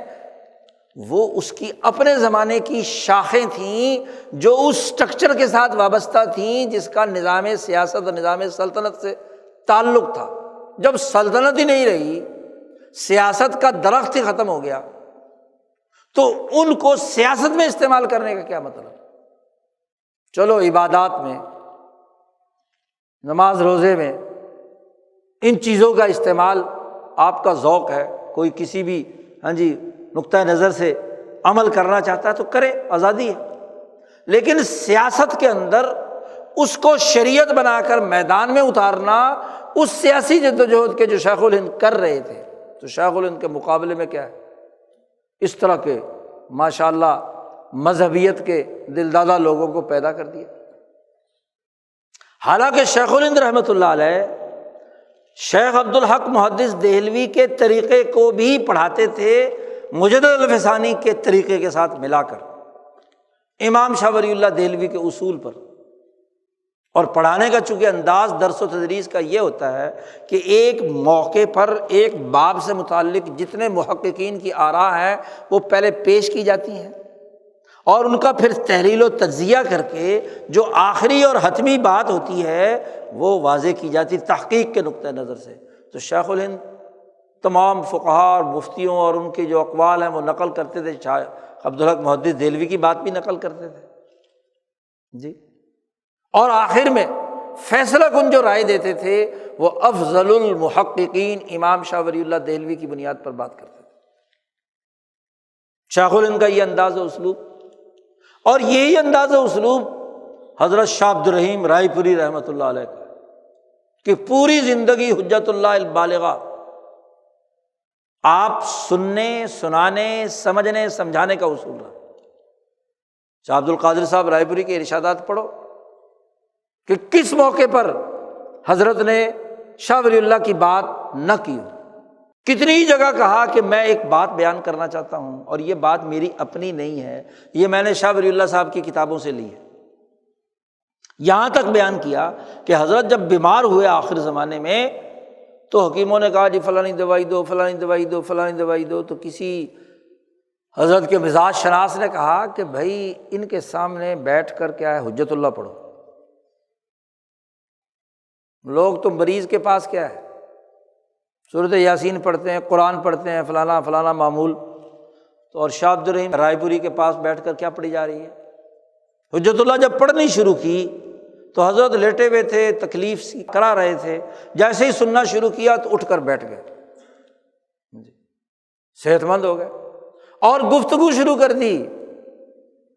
واہ واہ واہ واہ، کیا بات شاہ صاحب نے کہی، کیا بات شاہ صاحب نے کہی، اس کی تائید میں۔ یعنی انتقال کے وقت بھی، آخری وقت میں بھی حجت اللہ سننے کا معمول ہے۔ اور پھر شاہ عبد القادر رائے پوری کے تمام ارشادات میں یہ بات موجود ہے۔ اسی طریقے سے مولانا سندھی، مفتی کفایت اللہ دہلوی، کفایت المفتی، مفتی کفایت اللہ صاحب کی اٹھا کر دیکھیں، وہ جادہ قویمہ محمدیہ کے اساس پر پیش آمدہ مسائل سیاسی ہوں، سماجی ہوں، عبادات سے متعلق ہوں، اس کے مطابق رائے دیں۔ فقیہ النفس، جزیہ نقل نہیں کریں گے کہ شامی نے یہ کہا، فلانے نے یہ کہا، فلانے نے یہ کہا، نہیں۔ آپ اس کے مقابلے میں مفتیوں کو دیکھیں جو دیوبند میں بھی بعض بیٹھ گئے تھے بعد میں، جی مفتی عزیز الرحمان صاحب عثمانی کے بعد، تو وہاں بھی حوالے ملیں گے، فلانے نے کہا، فلانے نے کہا، فلانے نے کہا، جی بھائی وہ تخریجات ہے اپنے دور کی ضروریات اور تقاضوں کے مطابق۔ بات اس شریعت محمدیہ کی ہے جو الجادۃ القویمہ ہے، جو امام شاہ ولی اللہ اور مجدد الفسانی سے شیخ الہند تک آیا ہے،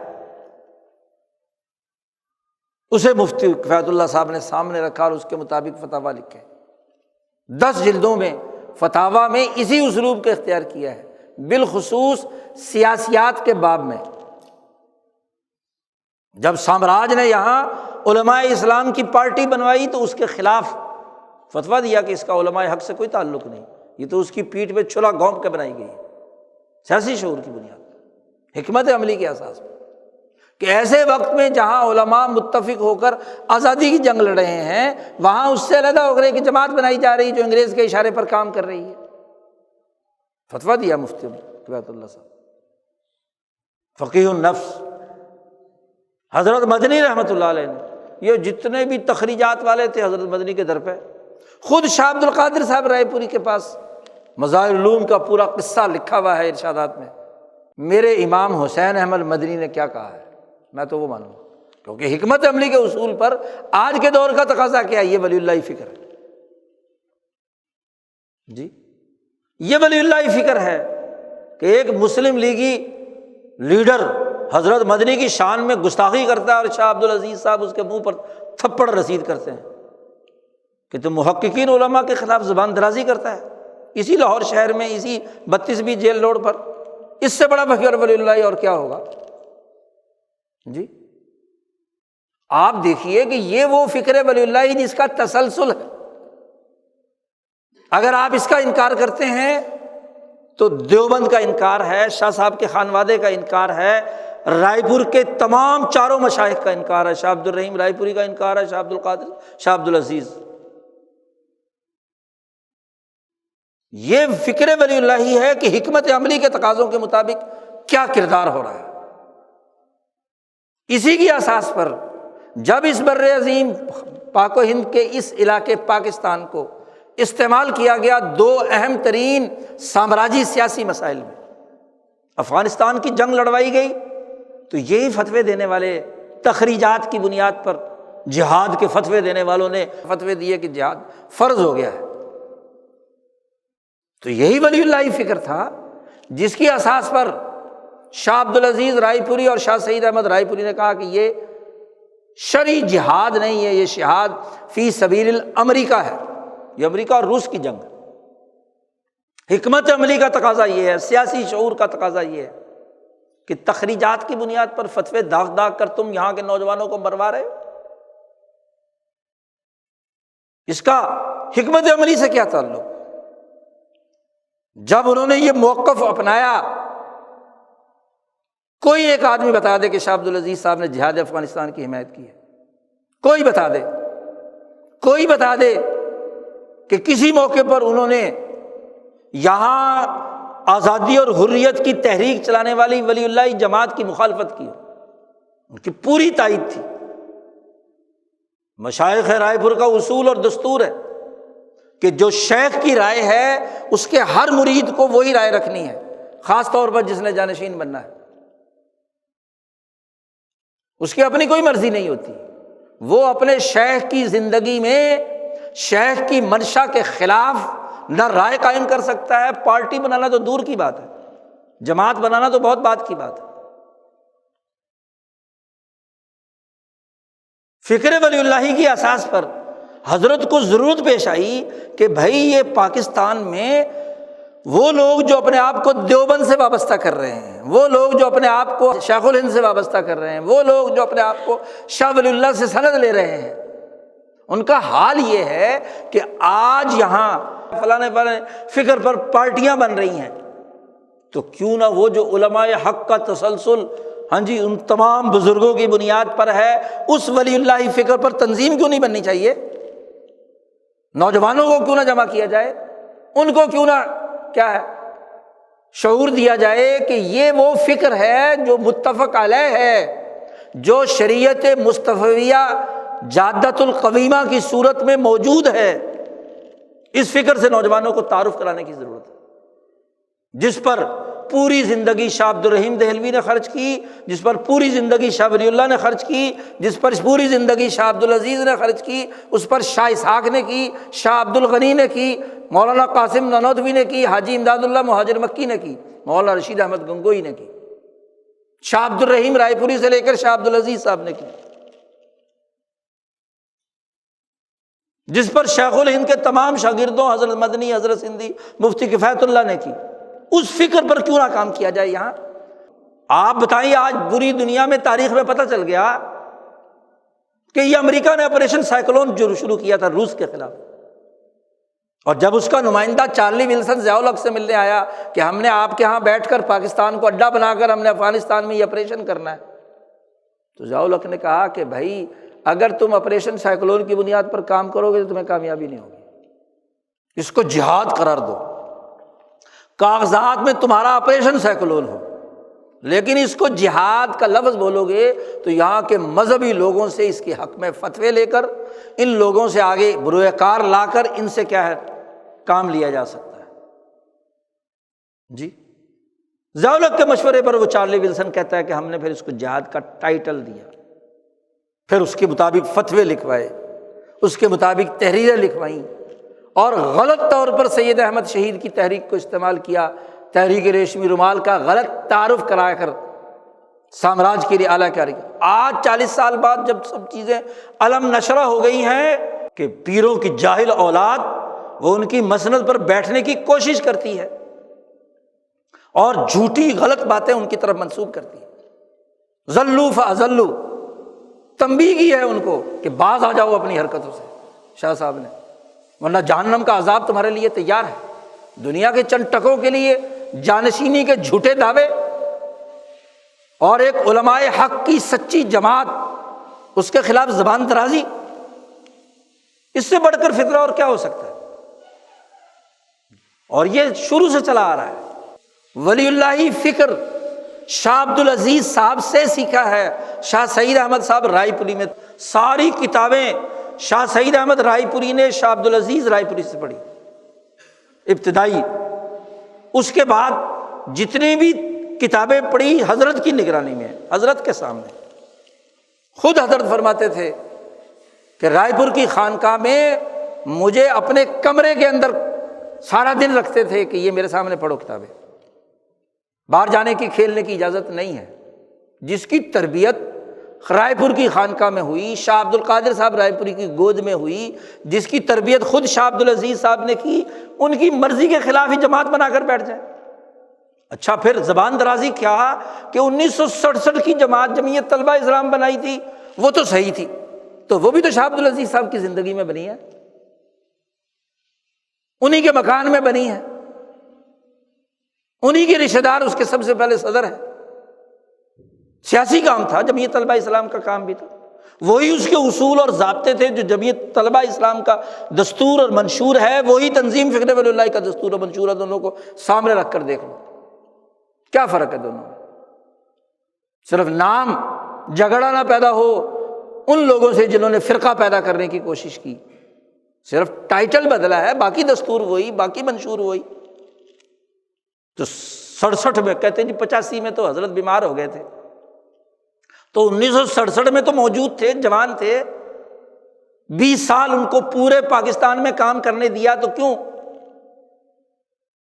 اور پھر 85 کی بات کرتے ہو۔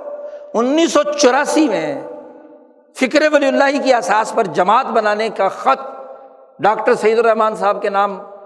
حضرت شاہ سعید احمد صاحب رائے پوری کا، اس وقت تو حضرت ٹھیک تھے، اور 85 کی بیماری ہم نے نہیں دیکھی، کھڑے نہیں ہو سکتے تھے گھٹنوں سے بس، اور کیا تھا۔ 85 میں میرے دادا فوت ہوئے ہیں دسمبر میں، حضرت سرگودا سے چل کر وہاں گئے ہیں تعزیت کے لیے۔ کیسی کون سی بیماری تھی کہ جس میں یہ پتہ نہ ہو کہ کیا ہو رہا ہے باہر۔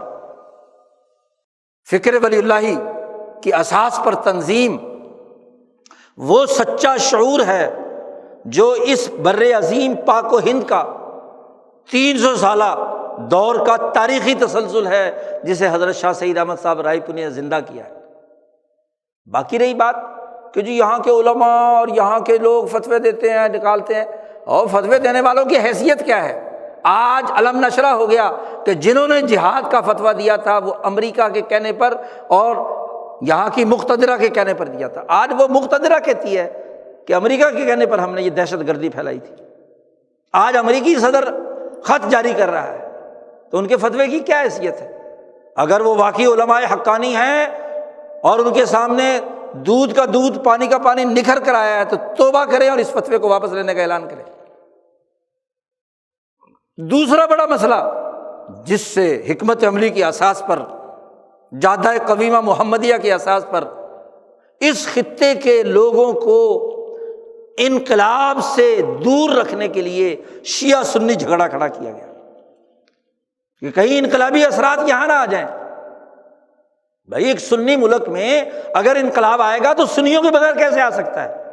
تو کہیں وہاں شیعہ انقلاب آیا ہے تو یہاں کہیں سنی انقلاب نہ آ جائے، تو نفرت پیدا کرو، لڑائی پیدا کرو۔ شیعوں کو ضیاء الحق نے اسلام آباد میں بلا کر محاصرہ کروا کر کہا فقہ جعفریہ کا نفاذ کرو، اور پھر مولویوں کا جلوس لے کر وہاں چلے گئے جی فقہ حنفیہ کا نفاذ کرو۔ بھائی یہ کیا جھگڑا ہے؟ ریاست میں اسلام نہیں، عدل نہیں، امن نہیں، اس کے لیے کوئی کام نہیں، اپنی اپنی فقہ نافذ کرنے کے لیے کیا ہے لڑ رہے اور جھگڑ رہے ہیں۔ یہ بتاؤ، کوئی آدمی بتائے کہ کیا یہ موقف شاہ ولی اللہ صاحب کی کتابوں میں ہے، شاہ عبد العزیز کی کتابوں میں ہے؟ ایک ہے علمی طور پر جنہوں نے اس سسٹم کو توڑا، رافضیوں نے، علمی طور پر امامیہ نے، یا وہ ان شیعوں نے جنہوں نے سلطنت کے خلاف وہاں سنی اور شیعہ دونوں گروہ نے، سادات بارہ نے اور سنی عمرا نے اپنے اپنے مفادات کے لیے جنگ لڑ کر سلطنت مغلیہ کا تیا پانچا کیا۔ تو وہاں شاہ عبد العزیز صاحب نے کیا ہے تحفہ اثنا عشریہ لکھ کر علمی انداز میں 12 سوالات کیے دلائل سے، انہی کی کتابوں سے۔ لیکن سیاسی جنگ کہیں کی، سیاسی اصول تو وہ ہے جو شیخ الہند نے جماعت بنائی جمعیت علماء ہند کی، جس میں ساری پارٹیوں کے لوگ موجود ہیں۔ پنجاب میں مجلس احرار اسلام بنائی جس میں شیعہ سنی سارے موجود ہیں، بلکہ شیعہ مولانا اظہر علی مظہر اس مجلس احرار کا سیکرٹری جنرل۔ سیاسیات کے اصول پر، سیاسیات کے اصول پر ہندو کی حمایت کے ساتھ آزادی کی جنگ لڑنے کا عمل، برادران وطن کو اپنے ساتھ لے کر شیخ الہند کہتے جنگ لڑ رہی ہیں۔ سیاست کا اصول تو یہ ہے، وہاں سیاسی لڑائی پیدا کرنا، سسٹم کی لڑائی پیدا کرنا، یہ فکر ولی اللہ سے بغاوت نہیں تو اور کیا ہے؟ اور ان دونوں مسئلوں میں یہاں کے علماء استعمال ہوئے، حکومتوں نے چاہا اور اس کے لیے استعمال۔ ایک آدمی جس نے پوری جرت سے اس حکمت عملی کی اساس پر، شاہ ولی اللہ کے فکر کی اساس پر ان دونوں مسئلوں میں یہاں کے روایتی علماء کے موقف کو دلائل سے رد کیا، اس کو کہتے ہیں جی گمراہ ہو گیا، اس میں فتوے لگائے جا رہے ہیں۔ حق روز روشن کی طرح واضح ہو چکا ہے، جہاں علماء منہ چھپائے پھر رہے ہیں اپنے فتووں پر، لوگ پوچھتے ہیں کیوں فتویٰ دیا، کیا دلیل ہے، تو کنی کترا کے نکل جاتے ہیں۔ وہ کہتے ہیں میں ان مولویوں سے پوچھتا ہوں بھی کیا دلیل ہے تمہارے پاس شاہ سعید احمد رائے پوری کے خلاف گفتگو کرنے کی، تو آئیں بائیں شائیں کوئی دلیل لاؤ، کہ جی بس اگلی مجلس میں دے دیں گے، اگلی مجلس میں دے دیں گے، آج 20 سال ہو گئے، کوئی ثبوت نہیں، جھوٹے الزامات کہ نماز نہیں پڑھتے، زکوٰۃ نہیں دیتے، علماء کو قتل کرنا چاہتے۔ کتنے علماء کو قتل کیا ہے؟ آج بڑی زبان درازی ہو رہی ہے۔ بڑی بنیادی حقیقت سمجھنا ضروری ہے کہ اس دور کا بنیادی تقاضا امام شاہ ولی اللہ دہلوی کا فکر ہے، وہ حکمت قرآنی ہے جو حکمت عملیہ کے اساس پر مجدد الفسانی سے لے کر مجدد العصر امام شاہ سعید احمد رائے پوری نے پیش کی، اس کے علاوہ اور کوئی راستہ نہیں ہے۔ توبہ کرنی چاہیے ان لوگوں کو، خاندان کے ہوں یا خاندان سے باہر ہوں، پاکستان کے ہوں یا پاکستان سے باہر کے، جن کی زبانیں آلودہ ہوئی ہیں ایک مجدد العصر کے خلاف، ورنہ تو یاد رکھو دنیا میں بھی انجام برا ہوتا ہے۔ اللہ پاک فرماتے ہیں جس نے میرے ولی کو تکلیف دی میں اس کے خلاف اعلان جنگ کرتا ہوں۔ ایک ولی کامل، ایک محقق جس نے نہ دنیا کوئی کمائی، نہ کوئی کوٹھی بنائی، نہ کوئی بنگلہ بنایا، سارے پاکستان کے اندر 50 سال پھر کر اپنے اکابر کی، اپنے سلسلے کے لوگوں کی تعلیم و تربیت کے لیے جان لڑا دی، اس ولی کے خلاف زبان درازی کرتے ہیں وہ جن کو دولت کے لیے سارا کام تھا، بس کہیں مسند ملے، جانشینی ملے اور دولت ہون کی طرح برسنے لگ جائے۔ ہم تو دعا کر کر کے مر گئے کہ یہ کم از کم ان کو ہدایت مل جائے۔ اس 40 سال میں 1984 میں حضرت نے یہ خط لکھا ہے، آج 2024 ہو گیا، 40 سال میں یہ جماعت، اس وقت دیکھو اور آج دیکھو، یہ فکر عقل و شعور تحقیق کی بنیاد پر نوجوانوں میں نہیں علماء میں پھیل رہا ہے، مراکز بن رہے ہیں، افراد تربیت حاصل کر رہے ہیں۔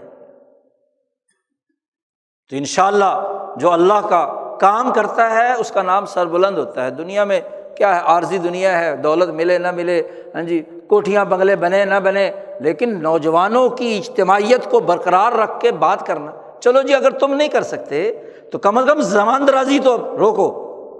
جی تمہارے اندر اہلیت اور صلاحیت نہیں ہے تحقیقی بات کو سمجھنے کی، تو زبان درازی کرنے کا کیا مطلب ہے؟ سچائی اور حقائق کو قبول کر لینا یہ دین کا بنیادی تقاضا ہے۔ اللہ تعالی ہمیں عمل کی توفیق عطا فرمائے۔ وآخر دعوانا ان الحمد للہ رب العالمین۔